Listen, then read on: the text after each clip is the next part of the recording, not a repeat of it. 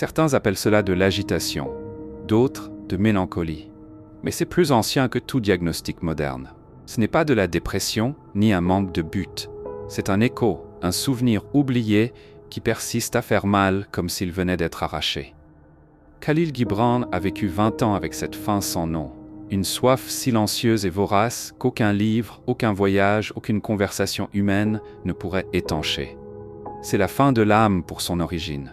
Et le plus dérangeant, c'est que cela se manifeste avant même que nous sachions ce qu'est l'esprit. C'est comme si l'absence de Dieu était le premier signe de sa présence.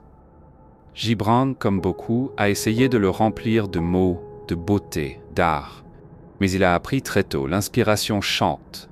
Elle n'explique jamais. La première douleur du poète fut précisément celle-ci. Se rendre compte que la beauté vue au coucher du soleil ne pouvait être exprimée par des mots, que ses amis se moquaient de ce qu'il savait à peine traduire. Et pourtant, il a continué à essayer. Non pas parce que je voulais convaincre, mais parce que le véritable art est l'agonie de devenir visible. C'est une âme en travail, saignant en silence pour offrir au monde quelque chose qui n'existe pas encore. C'est là que Gibran se révèle être un mystique. Non pas parce que je croyais au dogme, mais parce que je sentais que cette faim n'était pas un défaut, mais une vocation. Il a compris ce que les saints et les prophètes avaient toujours su. Le vide est le terrain le plus fertile pour le sacré. Thérèse d'Avila appelait cela la nuit noire de l'âme. Pascal a dit qu'il y a un trou en forme de Dieu à l'intérieur de nous. Gibran a simplement vécu cette absence comme quelqu'un qui marche dans un désert, sans carte, mais avec une telle soif que chaque grain de sable semblait être un signe. Cette faim intérieure, lorsqu'elle n'est pas comprise, peut nous détruire. Mais lorsqu'elle est accueillie, c'est elle qui nous ouvre les yeux sur l'invisible. Beaucoup s'en éloignent, essayant de l'engourdir avec des distractions, des succès éphémères, une religiosité sans âme. Mais Gibran a fait le contraire. Il a écouté le silence. Il s'est laissé envahir par ce besoin non satisfait. Et ainsi, petit à petit, cette absence s'est transformée en direction. Cette douleur est devenue langage.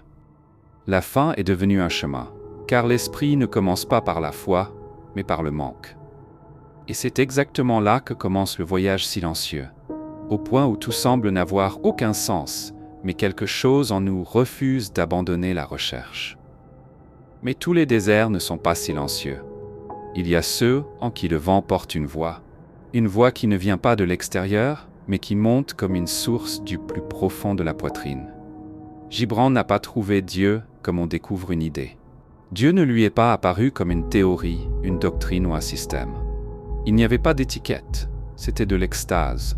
Comme quelqu'un qui, lorsqu'il cesse de chercher des réponses, commence à entendre une nouvelle chanson, quelque chose entre un soupir et une révélation, entre présence et absence. C'était comme si quelque chose parlait dans son âme même, non pas avec des mots, mais avec une clarté qu'aucun langage humain ne pouvait nier. C'est ainsi que commence le retour. Non pas avec des certitudes, mais avec l'écoute. Non pas avec des preuves, mais avec une transformation. Gibran écrit « Maintenant je suis ce que je fais, je suis ce que je pense, je suis ce que je dis ». Ce n'est pas de l'arrogance, c'est de l'intégration. L'âme s'aligne. Il n'y a plus de différence entre le verbe et l'être. Ce qui était autrefois un désir d'accomplissement devient la vie incarnée. Et à ce moment-là, tout, y compris le travail, devient prière. La vie quotidienne devient un autel. Et même l'erreur devient un instrument de compassion. Voici un secret que peu de gens réalisent. La vraie spiritualité ne sépare pas le sacré du commun. Quand Dieu parle de l'intérieur, tout devient liturgie. Le geste, le silence, le regard, l'attente. La loi généreuse que Gibran perçoit dans le monde transforme les actions en fleurs et les fleurs en Dieu. Cette compréhension ne vient pas de la croyance, mais de l'expérience. Car seuls ceux qui ont touché la présence peuvent voir Dieu en tout, y compris ce qu'ils ne comprennent pas encore. Mais c'est dans le silence que la révélation atteint sa maturité. Gibran dit à propos de la pierre jetée dans le lac, « Quand j'ai atteint les profondeurs, j'étais complètement calme. » L'impact crée des cercles, mouvements, agitation. Mais c'est au plus profond, là où le son ne peut atteindre et la lumière ne peut pénétrer, que l'âme repose finalement. Le silence est douloureux, car il nous confronte à ce que nous ne pouvons pas contrôler.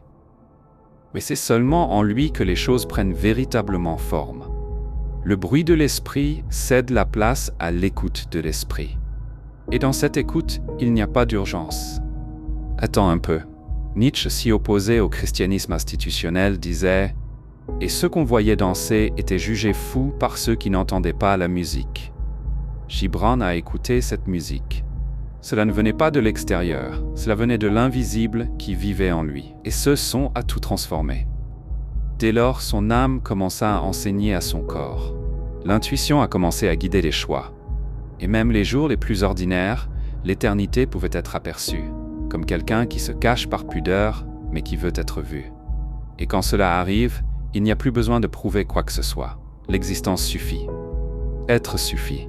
Car lorsque Dieu parle de l'intérieur, aucun argument ne peut lui être comparé. Seule la vie elle-même, vécue en définitive comme un sacrement, peut témoigner de la vérité. Et quand la vie devient un sacrement, tout en elle commence à bouger au rythme de l'invisible. Gibran comprit qu'il n'était plus un homme cherchant Dieu, mais un être déjà habité par lui. La séparation a cessé.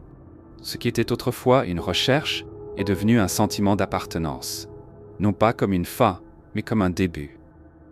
Car la véritable rencontre avec le divin ne nous laisse pas stagner dans la certitude, mais nous plonge encore plus profondément dans le mystère. L'âme, comme il le dit lui-même, ne cesse jamais de chercher Dieu, parce que Dieu aussi la cherche. Et dans cette reconnaissance mutuelle, l'existence devient une danse, non pas entre des opposés, mais entre des miroirs. Vivre, c'est donc se briser continuellement. Gibran utilise l'image d'une graine en hiver, intacte à l'extérieur, mais pleine de vie à l'intérieur. Le printemps n'a pas besoin d'être expliqué à la graine, il vient tout seul.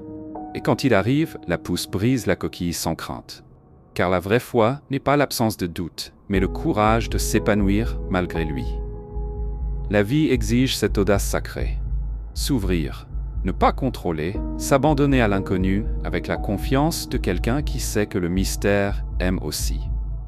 C'est là que la contradiction se révèle comme une force, parce que le même monde qui nous fait mal est celui qui se révèle à nous.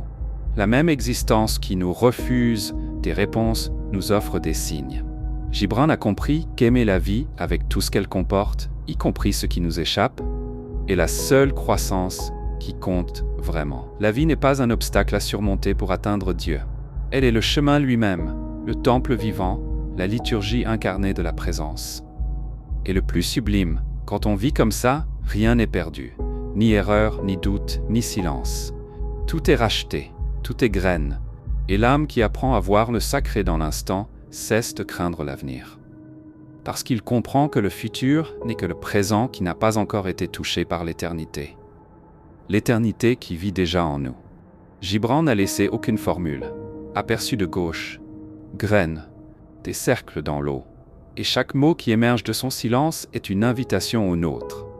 Car peut-être que le secret n'est pas de comprendre Dieu, mais de se laisser comprendre par lui. Et à cet instant, tout, absolument tout, devient un souffle d'éternité. Et quand tout devient silencieux, quand les questions, les images, les bruits cessent, ce qui reste est ce qui a toujours été là, le silence où Dieu demeure. Gibran nous montre que l'âme n'est pas sauvée par de grandes actions ou des idées brillantes, mais par des gestes simples remplis de présence. Regardez, attendez, écoutez. Amour, respirez. La véritable inspiration n'a jamais été expliquée, elle s'est simplement enflammée, car ce qui transforme réellement ne passe pas par la logique, mais par l'esprit. Et c'est peut-être pour cela que les mots de Gibran brûlent encore. Parce qu'ils sont nés de la faim. On grandit dans le silence et on fleurit comme une prière. S'il y a quelque chose à faire après l'avoir écouté, ce n'est pas de répéter ce qu'il a dit, mais d'être suffisamment silencieux pour écouter ce qui commence à surgir en vous. Il n'y a pas d'urgence, il n'y a pas de carte, mais il y a une vocation, et elle est trop intime pour être ignorée. Peut-être que votre âme est maintenant comme une graine, et cette vidéo comme la première chaleur du printemps. Alors laissez la coquille se briser, que le silence vous parle, que l'invisible respire enfin à travers votre vie, parce que Dieu n'attend pas d'être expliqué, il attend d'être vécu.